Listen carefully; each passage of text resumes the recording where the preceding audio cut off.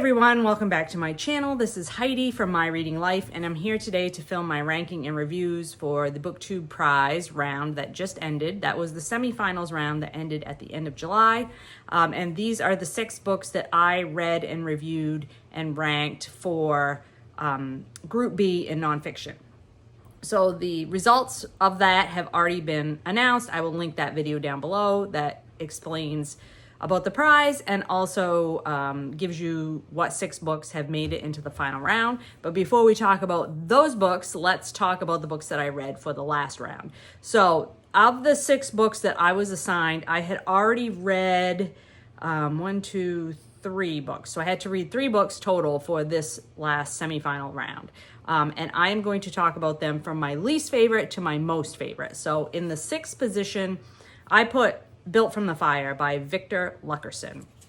I do have some notes, so if you see me look off to the side, that will be for me to check my notes. But the tagline for this one is 100 Years in the Neighborhood That Refused to Be Erased.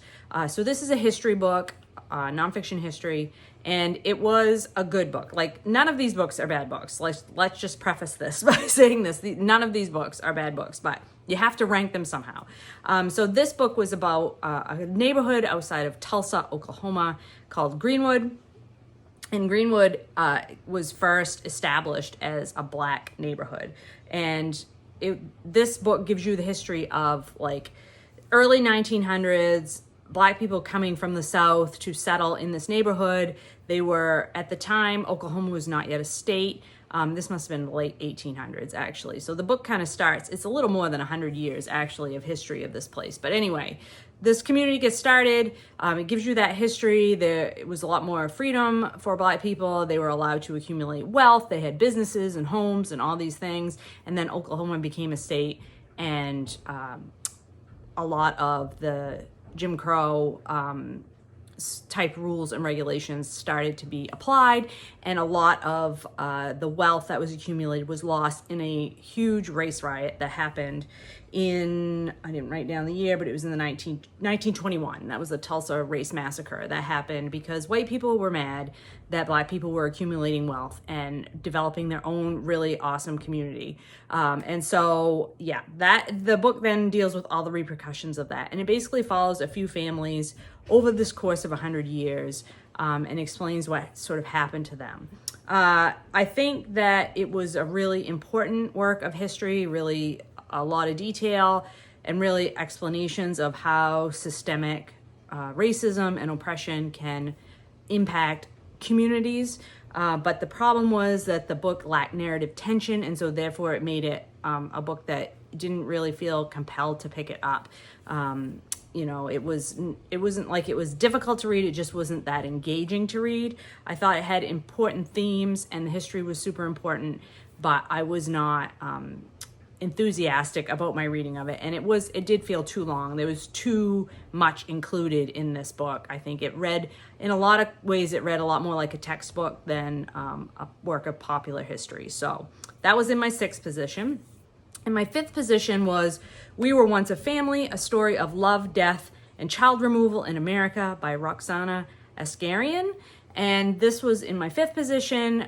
This was a book, it was a shocking story of these 2 white women who adopted 6 children of color, then abused them, and then killed them along with themselves. And so this story was covered in the news, and this book sort of delves into that story, but then uses that as a launching pad to talk about the bigger issues of child removal and adoption in the United States.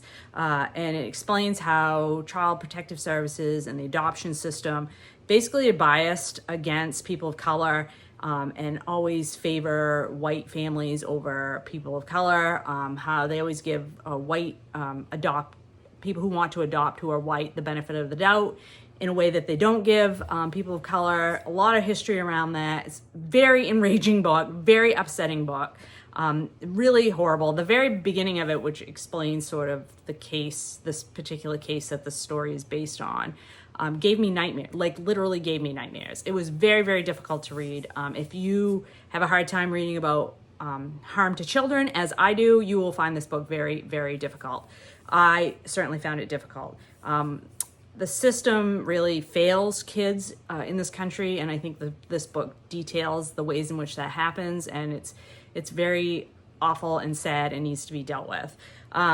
However, the problems that I have with this book are that I felt that the author is really biased against birth families.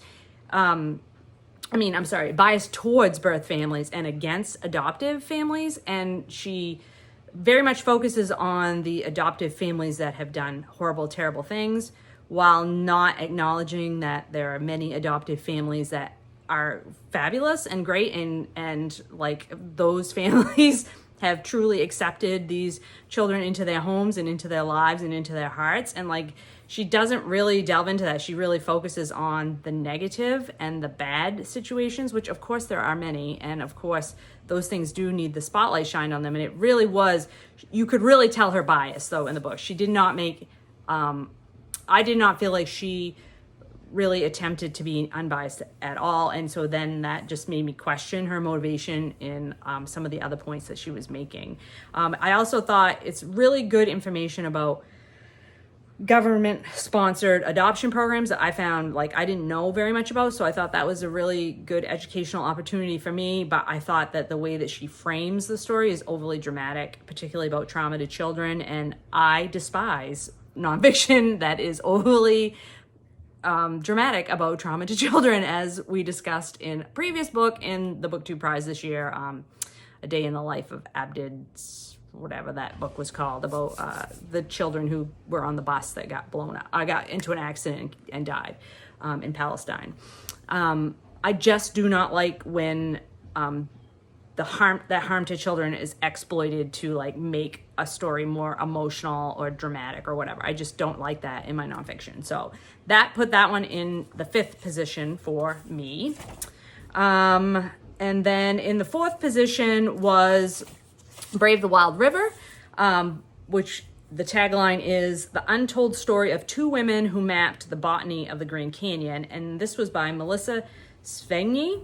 And this was a great book. I really enjoyed this book tremendously. This was the story of Elzada Clover and Lois Jotter, who in 1938 set out with a bunch of men to run the Colorado River, which had never at that time been completely run in, like, at the time, wooden boats, because modern technology for running really rivers with lots of rapids and dangerous impediments, like that technology and that the sport of that had not been developed. And so this details that story, how these women got interested in the botany of the Grand Canyon, how they were like brave enough to sort of take on this very adventurous trek, which at the time women, like, that was not something women did.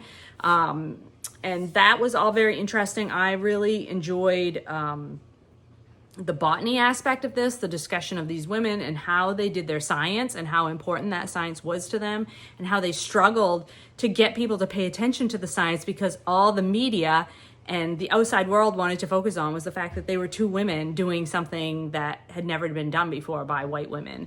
And so, like, that whole, like, I mean, what was this like? You know, they would always be asked about things that had to do with their gender rather than the work that they were trying to do. They were not taken seriously as scientists, and that was very frustrating for them, and I could really find that quite relatable. So that was really the best part of the book for me.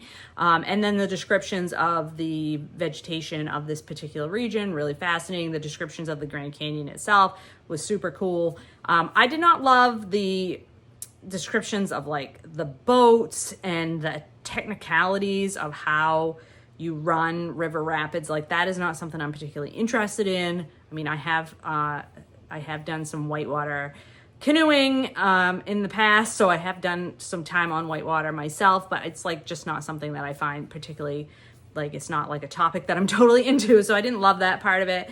I did think that it was interesting to read about, it took 43 days for them to come down this river from, you know, where they started to where they came out into the lake at the base of the Grand Canyon. And it at the time, and probably even today, I don't know that it still is because it's so dammed up, but at the time, the Colorado River was considered one of the most dangerous rivers in the world. So that whole stuff, and this author does weave a lot about indigenous history and the connection of the particular tribes that were connected to that region of the Grand Canyon, and how the impacts of white settlers in that area, how that impacted their cultures and their ability to live where they had always lived. Like, all that stuff was great. So yeah, this was a really excellent book. I can highly recommend it. It just happened that the other 3 books that I had previously read in the Booktube Prize that had come into this round were I just love them so much that this book could not break into the top 3. But it still is a very great book, and I would recommend it to you. And so then in 3rd position, I had placed The Wager by David Grann, which I have talked about many times on this channel. It is the story of shipwreck. It takes place, I think, in the 1700s, if I remember correctly.